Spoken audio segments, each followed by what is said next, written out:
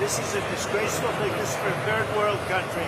Just days before Donald Trump becomes the first former president to go on criminal trial. It's all coming out of the DOJ.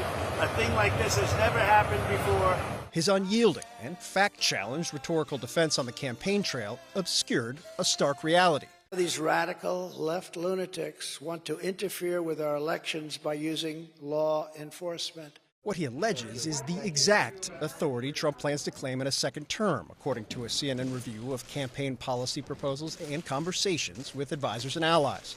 The threats leveled at his opponents. I will appoint a real special prosecutor to go after the most corrupt president in the history of the United States of America, Joe Biden. Ready to be acted on if voters return him to the Oval Office. As one Washington Republican who talks to the Trump campaign framed it, Democrats hit first, we are going to hit back harder. When confronted with the lack of any evidence of White House involvement, the Republican said that's what he believes, that's what his people believe. And unlike last time, this is his party now. And many voters don't seem to mind. Trump has repeatedly attacked prosecutors and judges, their families, their relationships, former officials, and his political opponents. He called for former GOP Congresswoman Liz Cheney and the rest of the January 6th committee to be jailed. He's even floated execution of the former chairman of the Joint Chiefs of Staff. The guy accused the president of being on cocaine last week, and nobody even blinked, one Biden campaign official said when asked about Trump's strength in the polls. After all, this animating feature of Trump's 2016 campaign never actually came to fruition. And though Trump's affinity for vengeance existed long before that first campaign, if given the opportunity, I will get even with some people that were disloyal to me. And was often raised in his first term.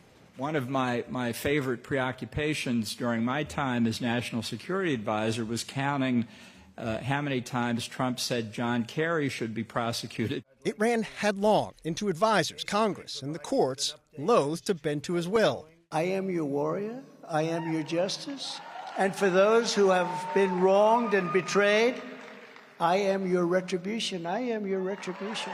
This time is different. 4 indictments and 88 felony charges have sharpened Trump's privately raised desire for revenge. If they do this, they've already done it, but if they want to follow through on this, yeah, it could certainly happen in reverse. Congressional Republicans who push back on Trump are gone or on their way out, almost always replaced by loyalists who owe their election to Trump's endorsement.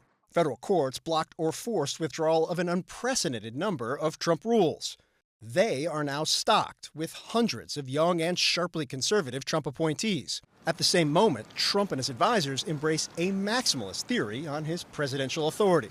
The advisors who blocked Trump's wishes replaced by Trump devotees. I put great people in, but I also put people that I made a mistake with. Who form the backbone of expansive policy proposals targeting Justice Department, national security, and intelligence officials, laying the groundwork to terminate career government officials deemed insufficiently loyal. We need to make it much easier to fire rogue bureaucrats who are deliberately undermining democracy. And with Trump escalating his rhetorical warfare in advance of his trial next week on charges brought by the New York District Attorney, it should be noted there's a policy proposal for that, too. I will direct a completely overhauled DOJ to investigate every radical DA and AG in America for their illegal racist, in reverse enforcement of the law.